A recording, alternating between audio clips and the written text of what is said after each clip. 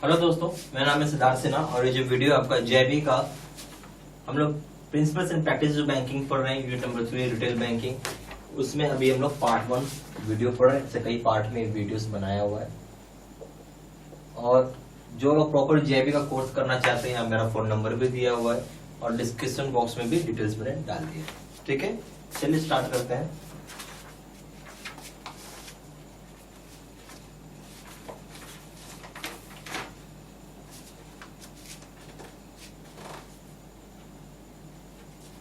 ठीक है, अब आइए रिटेल बैंक में, रिटेल बैंकिंग में आइए।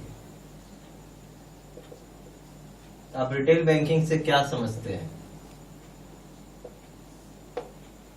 रिटेल बैंकिंग हम लोग ये बोल सकते हैं कि जो नॉर्मली आप जो ब्रांचेस देख रहे हैं, जो भी आप ब्रांचेस देखते हैं, ठीक है, बैंक में जो भी ब्रांचेस आप देख रहे हैं रिटेल बैंकिंग, उसमें क्या होता है? बेसिकली पब्लिक लोग के साथ डील करते हैं। पब्लिक कौन होती है?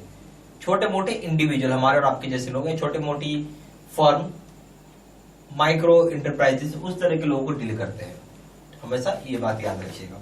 तो अगर हम लोग यहाँ पूछें कि कौन कौन से लोगों से आप डीलिंग करते हैं, तो ट्रस्ट, कंपनी, प्रोप्राइटरशिप, पार्टनरशिप, इस तरह का चीज के साथ आप डील करते हैं। हम लोग यहाँ बोल सकते हैं deals with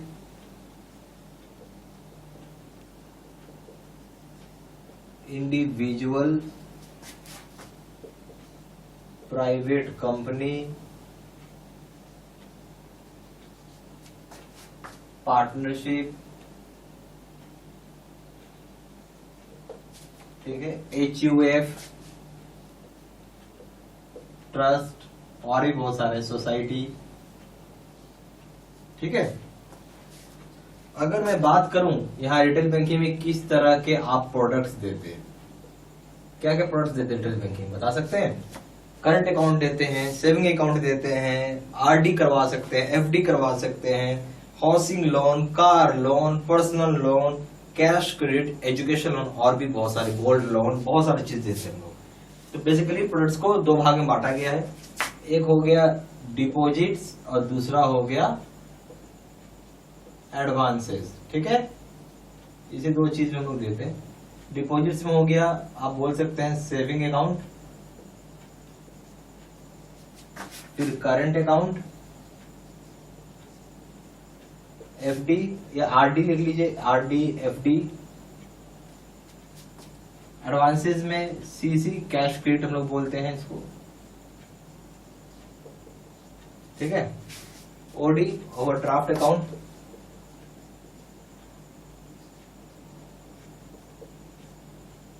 PL, personal loan, CL, car loan, gold loan, बहुत सारा इस तरीके का है, KCC एक्सेट्रा करके लिख लीजिए। रिटेल बैंकिंग में हम लोग माइक्रो और स्मॉल इंटरप्राइजेस, माइक्रो यानी MSME, micro small medium enterprises का भी अकाउंट को हैंडल करते हैं। हम लोग यहाँ बोल सकते हैं कि रिटेल बैंकिंग में हैंडल किया जाता है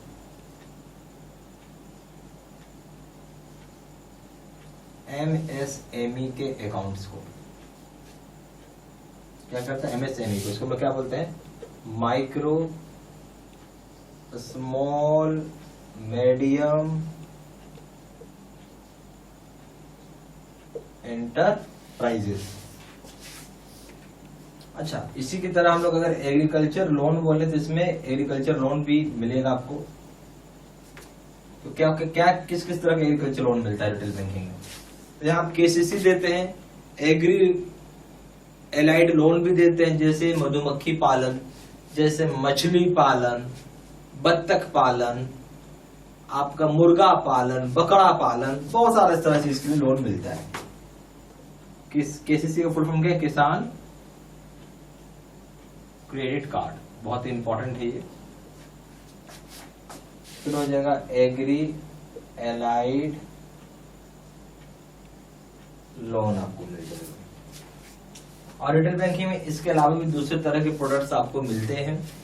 प्रोडक्ट्स सर्विसेज जैसे safe deposit lockers, depository services, bank का इंश्योरेंस प्रोडक्ट, जैसे लाइफ इंश्योरेंस की पॉलिसी आप ले सकते हैं। क्या बोल सकते हैं, अदर प्रोडक्ट या सर्विसेज। इसका पॉइंट बना लीजिए, जैसे ये ए पॉइंट हो गया, ये बी पॉइंट हो गया, ये सी पॉइंट हो गया, ये डी पॉइंट हो गया। Other banking other product services में क्या मिलेगा, safe deposit lockers, depository services,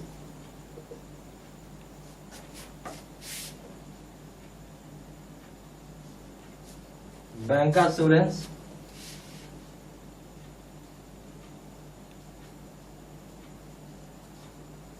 bank assurance products आपको मिल जाएगा। इतने सारी चीजें आपको इसमें मिलती है, ठीक है। और एक चीज और याद रखिएगा कि ये सारा आपका रिटेल बैंकिंग है, जिसको हम लोग, आप जो सामने अपने आपके सामने जो हर शहर में आप ब्रांच देखते हैं जहां पब्लिक डीलिंग होती है, बेसिकली उस तरह की बैंकिंग को रिटेल बैंकिंग बोलते हैं।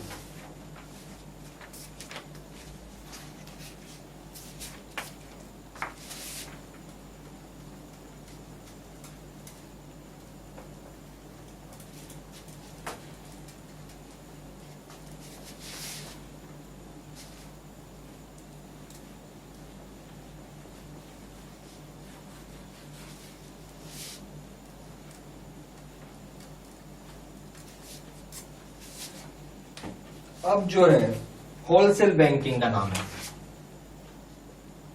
दूसरा पॉइंट बना लीजिए, होलसेल, या हम लोग इसको कॉर्पोरेट बैंकिंग भी बोलते हैं।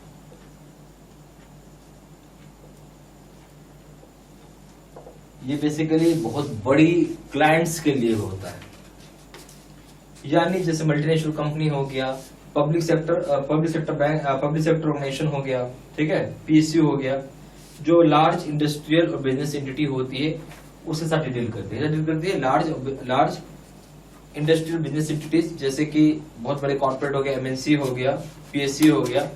अब मान लीजिए किसी को 10,000 करोड़ रुपए चाहिए, कितने चाहिए, 10,000 करोड़ रुपए अगर इसको निकालने हैं तो रिटेल बैंकिंग में थोड़ी होता है। रिटेल बैंकिंग मान स्केल 4 का ब्रांच है 250 करोड़, स्केल 5 का ब्रांच है 1,500 करोड़। भाई 10,000 करोड़ इसको निकालने हैं तो इसके लिए अलग टाइप का बैंक चाहिए। इस तरह का बैंक को नॉर्मली डीजीएम हेड करता है, ठीक है। चलिए इसको लिख लेते हैं हम लोग। तो क्या हो गया, deals with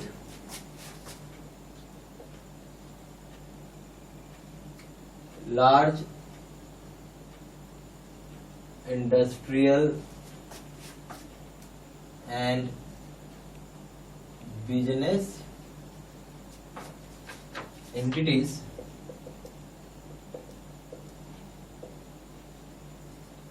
mostly big corporates, ठीक है, MNC जो इज मल्टीनेशनल कंपनी, और PSU यानी पब्लिक सेक्टर अंडरटेकिंग।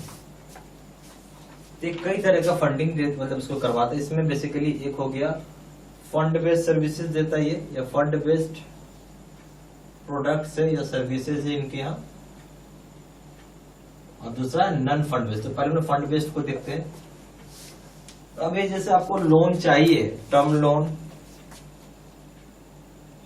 उसके बाद working capital finance, bill discounting, structured finance, export credit, इस तरह का चीजें आपको देती है फंड बेस्ड में, ठीक है। लेटर ऑफ क्रेडिट नहीं आएगा, सॉरी, ठीक है, ये हो जाएगा टर्म लोन। फिर बोले डब्ल्यूसी क्या होता है, वर्किंग कैपिटल आपको मिल जाएगा, वर्किंग कैपिटल फाइनेंस लिख लीजिए, उसको फाइनेंस करना है।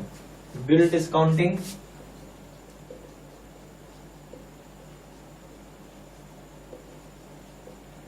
स्ट्रक्चर्ड फाइनेंस,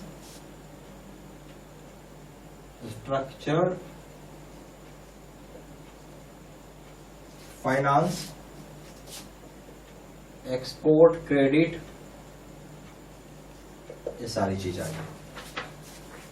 दूसरा में ये एक हो जाएगा नॉन फंड बेस्ड प्रोडक्ट्स या फिर हम सर्विसेज में अगर हम लोग बात करें तो नॉन फंड है, क्या हो जाएगा, लेटर ऑफ क्रेडिट और bank guarantee. LC full form क्या है इसका, लेटर ऑफ क्रेडिट, फिर हो जाएगा बीजी यानी बैंक गारंटी।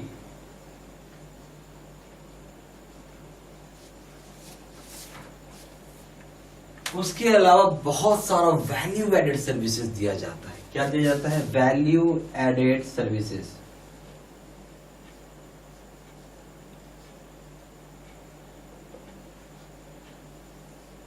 अब बताइए वैल्यू एडेड सर्विसेज क्या हो जाएगा, कई सारे, जैसे कैश को मैनेजमेंट करना, cash management services, channel services, vendor को फाइनेंस के लिए vendor financing, RTGS, corporate salary account देंगे, फिर आप सिंडिकेशन सर्विसेज देते हैं, फॉरेक्स का सर्विस देते हैं, मनी मार्केट आप प्रोवाइड कराते हैं, employ trust, ECS, tax collection, bankers to right issue करना है, पब्लिक इशू करना, पेमेंट गेटवे सर्विस देते हैं आप, सप्लाई चेन मैनेजमेंट है, कॉर्पोरेट इंटरनेट बैंकिंग, इतने सारे वैल्यू एडेड सर्विसेज यहां पे आपको प्रोवाइड किया जाता है। ठीक है, तो क्या हो जाएगा, पहला cash management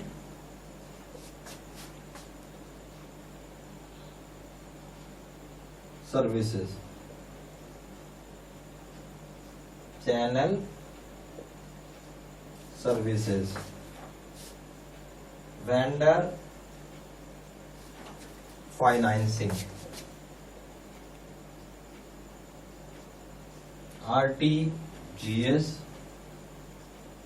corporate salary account, फिर हो जाएगा syndication,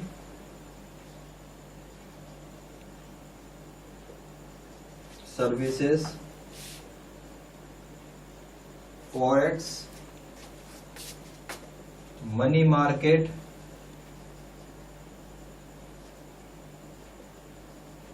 employ trust, ECS, tax collection करना,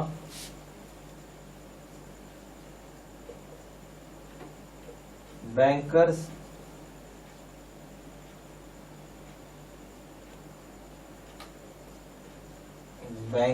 टू राइट या फिर पब्लिक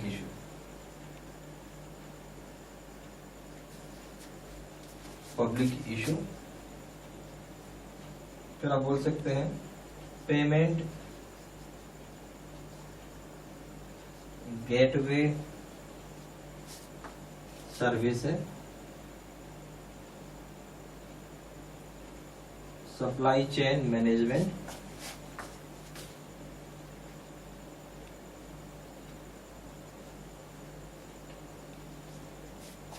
कॉर्पोरेट इंटरनेट बैंकिंग, हो जाएगा कॉर्पोरेट इंटरनेट बैंकिंग।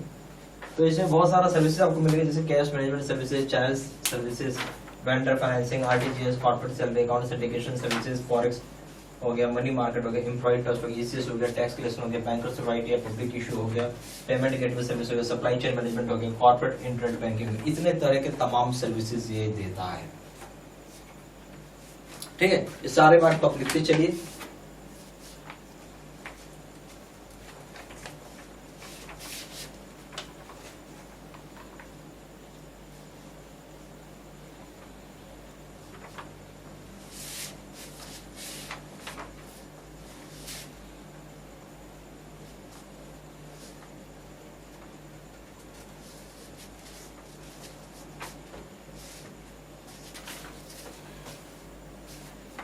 अब हम लोग बात कर रहे हैं इंटरनेशनल बैंकिंग की।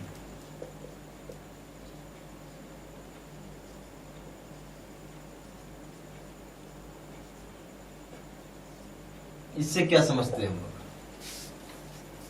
International banking basically cross border transaction है। सिंपल सी चीज है, क्रॉस बॉर्डर ट्रांजेक्शन को कैटर कर रहे हैं। तो क्या कर रहे हैं, क्रॉस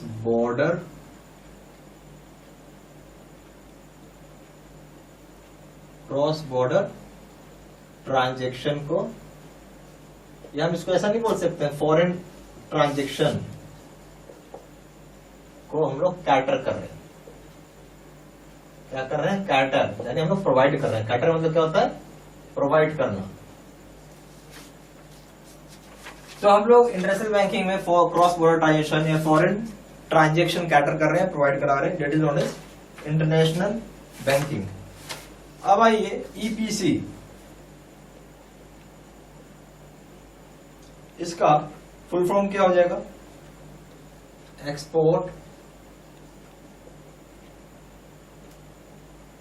एक्सपोर्ट पैकिंग क्रेडिट नाम होता है इसका। इसका पूरा नाम क्या है ईपीसी का? Export packing credit. ये आपको एक तरीके का प्री शिपमेंट फाइनेंस प्रोवाइड करता है, जो कि अवेलेबल होगा दोनों ही करेंसी में। इंडियन करेंसी में भी ले सकते हैं और फॉरेन करेंसी में भी ले सकते हैं। बेसिकली एक्सपोर्टर को प्रोवाइड होता है। किसको होता है? प्रोवाइड होता है, पहला बात है एक्सपोर्टर को। किस काम के लिए होता है? फाइनेंस है, लोन है। दिस इज फाइनेंस, या आप बोल सकते हैं एक प्रकार का लोन है, प्री शिपमेंट, या हम बोल सकते हैं भाषा में प्री शिपमेंट फाइनेंस है। यानी जहाज पे सामान चढ़ाने से पहले जो आपको एक तरीके का लोन चाहिए, पैसा चाहिए, वो आपको मिलता है। ये अवेलेबल होगा दोनों करेंसी में, अवेलेबल इन बोथ करेंसी। यानी हम बोल सकते हैं बोथ करेंसी का मतलब है इंडियन रुपीज INR, ठीक है, और फॉरेन करेंसी में INR का मतलब क्या हो गया? इंडियन करेंसी में अवेलेबल है, जिसमें चाहिए आप उसमें ले सकते हैं। ठीक है, तो ये सारी चीजें हो गई, इसको आप ध्यान से लिखते चलिएगा। ठीक है, बहुत जरूरी, इसको कॉपी में नोट्स बनाइए, तब ज्यादा समझ में आएगा आपको क्या बोला जा रहा है, क्या समझाया जा रहा है। यहाँ पे हमारे पास JIB के दो तरह के कोर्सेज है। एक PPT यानी कंप्यूटर स्क्रीन रिकॉर्ड होता है, जो कंप्यूटर स्क्रीन होती है उसको रिकॉर्ड करके आपको वीडियो बना के दिया जाता है। और दूसरा होता है face to face video course. जो अभी अपने वीडियो देखा है उसका नाम है face to face video course. ये सबसे बेस्ट कोर्स है, और ये अगर आप ये कोर्स करते हो तो मान के चलिए कि आप फर्स्ट टाइम में ही पास करेंगे। सिंपल बोलूँगा, फर्स्ट टाइम में आप पास कर जाएंगे। हर आदमी को एक ही चीज़ चाहिए कि भाई फर्स्ट टाइम में ही पास करे, बार बार एग्जाम कोई देने का इच्छा नहीं रखता है। ठीक है, तो ये सबसे बेस्ट कोर्स मैंने आपको पहले बोला। मैं यही बोलूँगा यही कोर्स आप करें, सबसे रिकमेंड करूँगा ये कोर्स करने के लिए। सबसे ज़्यादा सेलिंग, पावरफुल और बेस्ट कोर्स तो खैर है, क्योंकि अगर पास करें फर्स्ट टाइम तो इससे बढ़िया क्या होगा। दोनों कोर्स में कंपेयर करें, दोनों जगह वीडियो लेक्चर कोर्स है, दोनों जगह केस स्टडी की वीडियो है। यहाँ पे 6000 से क्वेश्चन बैंक है, 13500 क्वेश्चन बैंक है। यहाँ पे 30 मॉक टेस्ट है और दोनों जगह रिविजन नोट्स है। वैलिडिटी की बात करें, वैलिडिटी जो है लाइफ लॉन्ग है। जब तक पेपर क्लियर नहीं होगा तब तक कोर्स कर सकते हैं। पेपर 1 प्रिंसिपल्स करेंगे दाम है 600 रुपये, यहाँ 1200 रुपये। पेपर 2 करेंगे इसका दाम है 800 रुपये, यहाँ पे 1500 रुपये। पेपर 3 करेंगे इसका दाम है लीगल, इसका दाम है 600 रुपये, इसका दाम है 1200 रुपये। और कॉम्बो पे करेंगे यानी 3 पेपर एक साथ मिला के करेंगे इसका दाम है 1500 रुपये, और यहाँ पे दाम है 3000 रुपये। ज़्यादा जानकारी के लिए फ़ोन कर सकते हैं। फ़ोन नंबर हो जाएगा 4 × 9685127। दूसरा नंबर है 7827546946। वेबसाइट में जाकर डायरेक्टली ऑनलाइन ऑर्डर प्लेस कर सकते हैं। वेबसाइट हो जाएगा www.jibstudymaterial.com। ईमेल आईडी हो जाएगा seatsena3@gmail.com। ये सारी इन्फॉर्मेशन मैंने इसी वीडियो के डिस्क्रिप्शन बॉक्स में भी डाल दी है। ठीक है, थैंक यू वेरी मच।